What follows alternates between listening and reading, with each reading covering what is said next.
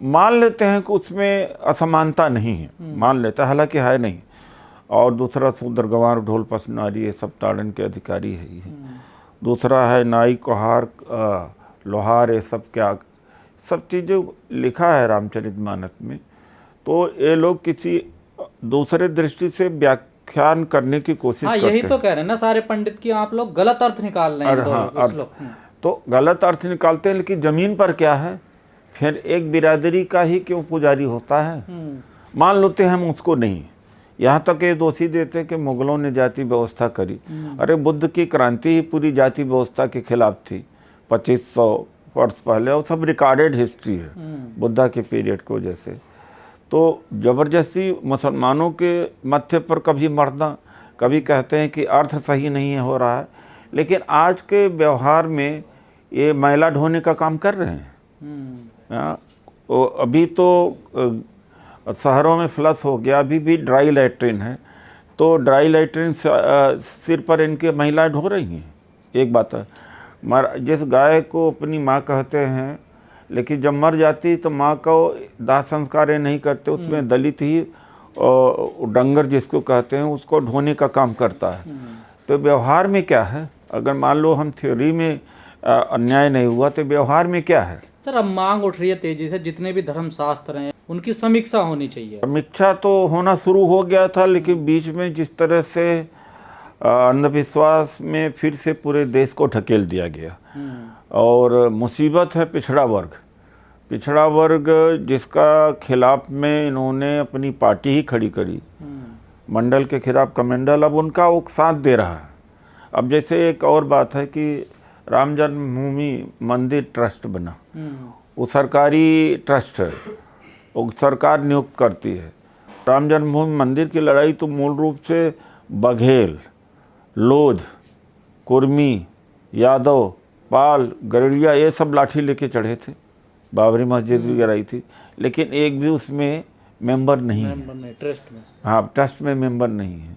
मान लो पुजारी को मैं मान लेता हूँ कि एक विशेष जाति का आधिपत्य है, तो अब इनमें जो धर्मांधता और छाई है, जब तक इनकी आंखें नहीं खुलेंगी तब तक वो मांग जोर नहीं पकड़ेगी। अब बैकवर्ड मूवमेंट था तमिलनाडु में पेरियार के नेतृत्व में, तो वहाँ तो समीक्षा हो ही गई करीब। वहाँ तो जो ज़मीन अतिरिक्त है मंदिरों का, उसको लेकर के स्कूल बनाया जा रहा है और सब पर सरकारी नियंत्रण हो गया है। तो लेकिन बैकवर्ड का क्या करें। तो क्या सर जो दिल्ली में राजेंद्र पाल गौतम जी के साथ हुआ, जिन्होंने 22 प्रतिज्ञा ली बाबा साहब की, तो क्या प्रोफेसर चंद्रशेखर के साथ भी ऐसे कुछ होगा, इस्तीफे की जैसे मांग चल रही है सर? दोनों में फ़र्क है। यहाँ तो राजेंद्र गौतम तो लेट गए ना, गलती मान लिया ना, पहले दिन गलती मान लिया और इस्तीफा दे दिया। इस्तीफा देनी नहीं चाहिए, क्यों बात को इस्तीफा दे दिया कि मैं अपने नेता के सम्मान में इस्तीफा दे रहा हूँ, और पहले भारतीय जनता पार्टी की आलोचना पर दे दिया। तो इन दोनों में बड़ा फ़र्क है। चंद्रशेखर यादव अभी भी अपने बोल पर कायम है। तो इन दोनों को आप एक करके नहीं देख सर। ग्रंथ इनका लिखा है इन्होंने, तो फिर अब दिक्कत क्या हो रही है अगर आप लोग इन्हें पढ़ रहे हो और इनका अर्थ बता रहे हो तो? अब इनका प्रभुत्व तो कम होगा। जो माल इनके हाथ में है, संसाधन है, धर्म सत्ता, धन सत्ता, सब इनके पास में, राजनीतिक सत्ता, वो फिसल जाएगी। तो इसलिए उनको आपत्ति होती है कि सच्चाई न पता लगे। सर बिहार में एक मुद्दा और तेजी से चल रहा है, जो जातीय जनगणना हो रही है, उसको लेकर भी मीडिया तिल मिला रहा है सर। इसलिए तिल मिला रहा है मीडिया में सवर्ण लोग हैं, गोदी मीडिया में, तो उनका जब पता लग जाए कि इनकी आबादी कम है तो उसके हिसाब से संसाधनों के वितरण की मांग भी उठ सकती है। अभी तो संसाधन पर बैठे हुए हैं यही लोग। कह रहे जातिवाद फैलेगा जातीय जनगणना से। जाति समाज में है, और जातिवाद इससे नहीं फैल रहा है कि सुप्रीम कोर्ट में, हाई कोर्ट में 100% वही है। मीडिया में वही सारे लोग एंकर है।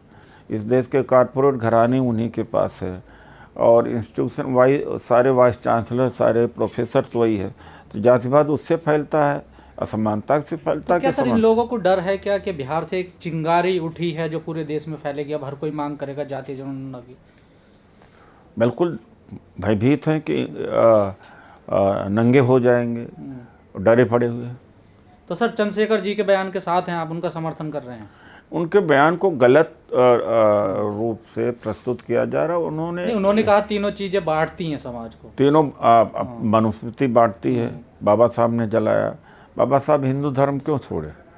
रामचरितमानस जैसे चौपाई की वजह से, असमानता की वजह से ही तो छोड़ा ना। कह रहे ताड़ना का मतलब आप लोग गलत देख रहे हैं। व्यवहार में क्या है? अब केवट शब्द सबरी लोअर कास्ट की थी, अपने आप नहीं इंगित होता कि जाति थी। लेकिन एक सवाल और खड़ा कर रहे हैं, मेरा आखिरी सवाल। जब ये 16वीं सदी में लिखी जा रही थी रामचरितमानस, और तुलसीदास जी दूबे भी लिख रहे हैं, अब तो लोग दूबे हैं वो, तो उन्होंने मुगलों का शासन था तब, तो मुसलमानों के खिलाफ तो एक शब्द भी नहीं लिखा। ऐसा क्या वजह रही? क्यों शूद्र या पिछड़ों के बारे में लिखा? देखिए ऐसा है कि अकबर के भी रियासत में टोडरमल, मान सिंह और आपका बीरबल, ये सब जिसकी भी रियासत रही है, जिसका भी, अंग्रेजों के टाइम में कलेक्टर यही थे, जजेज यही थे, हिस्सेदारी रही इन लोगों। और राय उसका पद भी होती थी, जमींदारों का पद भी होती थी, तो सब यही लोग थे। और भारत का गुलामी का कारण ही जाति व्यवस्था है। हम जातियों में बटे हुए थे, तो जो आपस में लड़े हुए हैं उसको, उनके ऊपर विजय प्राप्त करना कोई मुश्किल की बात नहीं है। क्लाइव 2500-3000 हज़ार सेना लेकर के समुद्र से उतरा और वो प्लासी तक पहुंचता चल जाता गया। मुर्शिदाबाद पहले ठहरा हुआ, प्लासी तक, दोनों तरफ लाखों लोग खड़े हुए थे। धोबी का काम कहा गया, तुम धोने के अलावा कुछ नहीं सोचोगे। यादव का तुम जो है दूध का काम करोगे। चमार को कहा चमड़े का काम करोगे। खटिक पासी कहा कि तुम सुअर पालोगे, मुर्गी पालोगे, सब्जी का काम करोगे। बढ़ई को कहा तुम बढ़ईगिरी, तुमसे इन चीज़ों से मतलब नहीं। तो उनसे कोई मतलब नहीं था। वरना पत्थर भी उठा के मार देते तो क्लाइव डर जाता। वो क्लाइव डरा हुआ था कि जिस तरह से क्लाइव निकल रहा था तो देखा दोनों तरफ से लोग देख रहे हैं जैसे कोई तमाशा हो रहा हो। तो देश की गुलामी के पीछे जाति ही है, जातिवाद है जितना नुकसान इस देश का हुआ है। न्यूज एंकरों का ऐसा लगता है जैसे कि उनके घर वालों को पीटा है या मारा है, अपमानित किया है। चंद्रशेखर जी ने 3 बात कही, मनुस्मृति के बारे में भी कहा, और बंच ऑफ थॉट गोलवलकर ने जो लिखा है कि बंच ऑफ थॉट में लिखा है कि दलित, पिछड़े, अल्पसंख्यक को अगर बराबरी का अधिकार मिलता है तो इससे अच्छा कि अंग्रेज़ों की ताजीवन गुलामी करूँगी। तो वो बात तो मीडिया वाले नहीं उठा रहे हैं। और मनुस्मृति में कोई भी जाति की महिला है वो हमेशा पुरुष के अधीन ही रहेगी। बेटी है तो जवान हुई तो बुढ़ापे में भी बेटा कंट्रोल करेगा उसको। और स्त्री के पास कोई धन नहीं होना चाहिए। ये स्त्रियों के लिए इतना खराब बातें उन्होंने कहा था। स्त्री अपवित्र होती है, ये भी बोला था। और दलित के लिए तो कहा ही था बहुत स्थिति।